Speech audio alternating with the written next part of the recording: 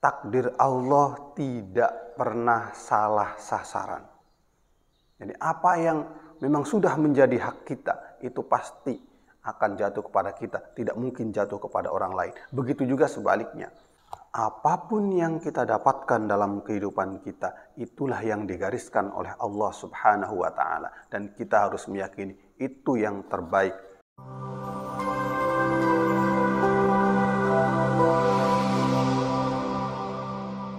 Assalamualaikum warahmatullahi wabarakatuh. Bismillahirrahmanirrahim. Alhamdulillah, kita berjumpa kembali dalam kajian kitab Al-Futuhat Al-Madaniyah fi Syarh As-Su'ab Al-Imaniyah, karya dari ulama Nusantara yang sangat dikagumi, yang kitab-kitabnya terus dikaji sampai hari ini, yaitu Syekh Nawawi Banten. Dan kita sekarang pada pembahasan atau cabangan dari keimanan yang kelima, yaitu al-imanu bil qadari, iman kepada takdir Allah Subhanahu wa Ta'ala. Bismillahirrahmanirrahim. Wal khamisu al-imanu bil qadari. Yang kelima cabangan dari keimanan kita adalah beriman kepada takdir Allah Subhanahu wa Ta'ala. Sederhananya, takdir itu adalah ketetapan-ketetapan yang sudah Allah tentukan di zaman azali untuk setiap hambanya. Keimanan ini berdasarkan hadis Nabi Muhammad sallallahu alaihi wasallam. Wa fil hadisi, dalam sebuah hadis diterangkan, la yu'minu 'abdun hatta yu'mina bil qadari khairihi wa syarrihi. Jadi dalam hadis Nabi menegaskan, la yu'minu, tidak akan dianggap beriman, alias tidak sah imannya seorang abdun, hamba, yaitu kita ini adalah hamba Allah Subhanahu wa Ta'ala. Jadi di hadapan Allah Subhanahu wa Ta'ala, kita ini adalah hamba. Kita ini adalah orang-orang yang harus mentaati perintah-perintah Allah, meninggalkan larangan-larangannya, karena kita adalah hambanya. Nah, keimanan seorang hamba itu tidak akan sempurna di hadapan Allah Subhanahu wa Ta'ala hatta yu'mina bil qadari, sampai ia beriman kepada takdir-takdir Allah, kepada ketentuan-ketentuan Allah yang sudah digariskan di Lauh Mahfuz. Jadi sebelum kita dilahirkan di dunia, nasib masing-masing dari kita itu sudah ada di dalam Lauh Mahfuz. Si A akan lahir tanggal sekian, bulan sekian, tahun sekian, karirnya seperti ini, perjalanan hidupnya berliku-liku. Si B perjalanan hidupnya lurus-mulus sampai menggapai impian-impiannya dan meninggal pada tanggal sekian, bulan sekian, tahun sekian. Semua itu sudah ada di zaman azali. Khairihi wa syarrihi, baik takdir itu yang baik maupun takdir yang buruk. Nah, dengan kata lain, ketika kita beriman kepada takdir-takdir Allah Subhanahu wa Ta'ala, maka kita tidak akan melakukan tebang pilih, kita tidak akan menghujat Allah Subhanahu wa Ta'ala. Ini salah satu refleksi dari bentuk keimanan kita kepada takdir. Jangan sampai ketika karirnya monter, karirnya mentereng, jalan kehidupannya mulus, oh ini adalah takdir Allah Subhanahu wa Ta'ala. Tapi ketika tidak menggapai apa yang diinginkan, kok kemudian menghujat Allah, kok Allah tidak adil? Padahal saya sudah bersedekah, tapi kok hidup saya masih susah. Padahal saya masih suka menolong, tapi kenapa kok jalan karir saya seperti ini saja, stagnan? Ini berarti refleksi dari dia belum menyempurnakan keimanan kita kepada takdir Allah Subhanahu wa Ta'ala. Ketika keimanan kita sudah sempurna kepada takdir Allah Subhanahu wa Ta'ala, maka apapun yang kita dapatkan dalam kehidupan kita, kita akan bersyukur bahwa oh ini yang terbaik yang Allah berikan untuk saya. Siapa tahu kalau saya menggapai apa yang saya inginkan itu, saya bisa menjadi tidak lagi beriman, tidak lagi bersyukur kepada Allah Subhanahu wa taala. Contohnya, ada Qarun dulunya miskin, kemudian minta doa kepada Nabi, akhirnya menjadi seorang yang kaya raya. Yang awalnya rajin beribadah, rajin ke masjid, setelah kaya raya malah tidak pernah keluar menuju masjid, sibuk dengan hartanya, sibuk dengan dunianya. Nah, jadi sekali lagi, apapun yang kita dapatkan dalam kehidupan kita, itulah yang digariskan oleh Allah Subhanahu wa taala, dan kita harus meyakini itu yang terbaik dalam kehidupan kita, karena Allah lebih tahu, Allah lebih mengerti apa yang kita perlukan sebenarnya dalam hidup ini. Wahatta, nah kemudian mengimani bahwa apa yang ada dalam kehidupan kita itu adalah takdir, itu adalah kehendak Allah Subhanahu wa taala.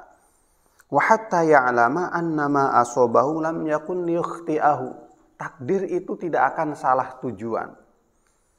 Wa annama akhta'ahu lam yakun liyusibahu. Jadi wa hatta ya'lama annama asobahu lam yakun liyukhti'ahu, bahwa kita juga harus meyakini, harus mengetahui bahwa apa yang terjadi pada diri kita itu tidak salah.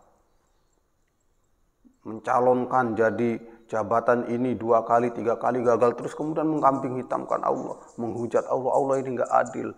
Padahal saya sudah berjuang terus-menerus kok, tapi tidak pernah mencapai apa yang saya inginkan. Ini pasti salah, ini seharusnya yang mendapatkan nasib seperti ini tuh orang itu yang memang hidupnya jauh dari kesolehan. Padahal saya suka menolong, suka bersedekah, kok apa yang saya inginkan tidak tercapai. Seharusnya apa yang saya alami ini yang didapatkan oleh si C itu. Enggak. Takdir Allah tidak pernah salah sasaran. Jadi apa yang memang sudah menjadi hak kita, itu pasti akan jatuh kepada kita, tidak mungkin jatuh kepada orang lain. Begitu juga sebaliknya. Nasib sial orang lain tidak akan menimpa kepada diri kita. Wa annama akhta'ahu lam yakun liyusibahu. Sedangkan yang bukan hak kita, ya tidak mungkin akan berada dalam kehidupan kita. Kalau jabatan ini bukan hak saya, nyalon berapa kali pun, ya tidak akan jadi. Kalau kedudukan ini bukan hak kita, kita mencalonkan diri seperti apapun, ya maka tidak akan duduk di dalam kursi itu. Kalau bisnis ini, proyek ini, bukan kita pemenang tendernya, kita melakukan cara apapun, ya tidak akan pernah itu menjadi hak kita. Jadi apa yang sudah tertulis di Lauh Mahfuz pada zaman azali sebagai nasib, garis nasib kita, itu pasti terjadi kepada kita kapanpun itu waktunya. 1 kali, 2 kali, 3 kali gagal, terus mungkin di 4 kalinya akan mendapatkan itu. Makanya innallaha la yughayyiru ma biqaumin hatta yughayyiru ma bi anfusihim. Ini adalah kaitannya. Karena apapun yang sudah ditetapkan oleh Allah itu tidak akan salah, dan apapun yang tidak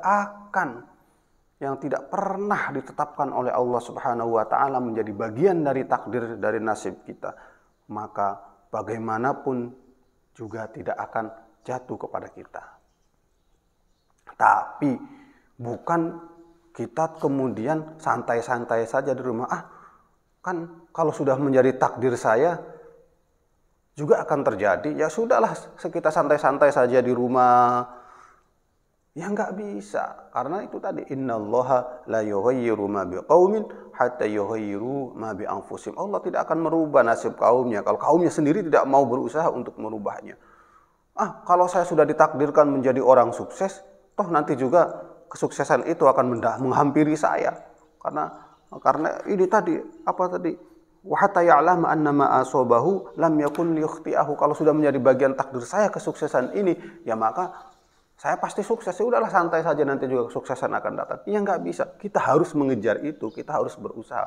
Kalau kita tidak berusaha, ya tidak akan mendapatkan itu semua. Karena ini sudah takdir sudah ketentuan dari Allah Subhanahu wa taala. Begitu juga nasib sial. Menghindar seperti apapun kalau memang sudah takdir saya sampai di situ, ya sudah. Misalnya orang sakit, mungkin ini sudah takdir saya. Sudahlah, ngapain berobat? Nah, kalau sudah takdirnya berobat habis jutaan rupiah, ratusan juta bahkan, juga mati juga, ya nggak bisa. Kita tetap harus berusaha. Kita harus berusaha untuk kebaikan kita. Jangan memasrahkan begitu saja.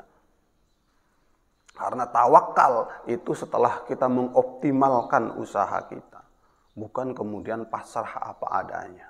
Tidak seperti itu. Nah, kemudian apa sih perbedaan antara qada dan qadar? Karena kita dianjurkan untuk beriman kepada qada dan qadar Allah Subhanahu wa ta'ala. Jadi ada satu gambaran yang definisi yang menurut saya sangat keren sekali di dalam syarahnya kitab Qatrul Ghois ini, diterangkan bahwa al-qada, perbedaan dengan qada dan qadar. Al-qada bimanzilati taswirin niqas lis-surah. Jadi qada itu kalau kita ibaratkan ke dalam diri kita, manusia sederhanakan seperti ini. Qada itu adalah sebuah konsep di dalam ruang mental kita. Sebelum saya berbicara seperti ini ada konsep-konsep yang tersimpan di dalam ruang mental saya, di dalam az-zihni saya. Jadi taswirun niqas lis-surah, sebuah konsep dalam ruang mental kita tentang sebuah gambar. Saya mau menggambar mobil, maka di ruang mental ini ada konsep-konsep mobil itu seperti ini, rodanya 4, ada kacanya muter, kemudian biar tidak kehujanan ada atapnya, ada spionnya kanan kiri, lampunya harus seperti ini, dan seterusnya. Untuk membedakan antara mobil dengan odong-odong misalnya. Nah, itu ada konsep. Nah, ini adalah qada. Nah, wal qadaru bimanzilati rasmiha, sedangkan qadarnya itu menduduki posisi kita menggambarkannya itu. Tadi kan sudah ada konsepnya. Saya mau menggambar mobil, konsepnya adalah seperti ini. Ada rodanya 4, ada ban serepnya 1, ada bagasinya kecil buat bawa barang-barang. Karena ini mobil keluarga, berarti kursinya yang banyak, kira-kira bisa ditumpangi 7 orang, 8 dengan supir. Itu sudah ada konsepnya seperti itu. Kemudian qadarnya itu adalah bimanzilati rasmiha. Qadarnya itu adalah ketika menggambarkannya. Makanya itu tadi, meskipun kesuksesan sudah ada sejak zaman azali, tapi kita harus menggambarkannya. Kita harus menjemput takdir itu dengan cara memaksimalkan usaha. Bukan hanya berleha-leha saja. Kalau terus berleha-leha, ya kita tidak mungkin untuk menggapai qada Allah itu. Maka sekali lagi, qada Allah, konsep ya, di dalam ruang mental. Kalau itu adalah kita analogikan ke dalam diri kita. Jadi qada Allah itu adalah kehendak-kehendak Allah yang ada di zaman azali, yang berkaitan dengan segala sesuatu di alam semesta ini. Si A mau seperti ini, mau seperti ini, mau seperti ini, mau seperti ini. Itu adalah qada Allah. Nah, untuk qadarnya adalah ijadu iyyaha ala ma yutabiqu al-ilma, mewujudkannya. Nah, kita harus menjemput itu dengan mewujudkannya. Kehendak Allah kita menjadi sukses, tapi kitanya tidak berusaha, tidak mewujudkan itu. Ya, mungkin kita sukses tapi tidak semaksimal, tidak secepat dengan kalau kita berusaha. Jadi dengan kata lain, qada dan qadar Allah itu adalah kita bagaimanapun harus menjemputnya. Dan ketika sempurna keimanan kita terhadap qada dan qadar Allah, maka dengan tanda petik kita tidak akan pernah mengambing hitamkan keadilan Allah Subhanahu wa taala terhadap makhluknya ketika naudzubillah summa naudzubillah kita mendapatkan nasib yang sial. Terima kasih. Wassalamualaikum warahmatullahi wabarakatuh.